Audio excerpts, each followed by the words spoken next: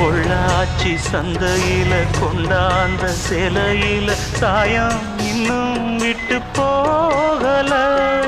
பண்ணாரி கோயிலுக்கு முந்தான ஓரத்துல நேர்ந்து முடிச்ச கடன் தீரல.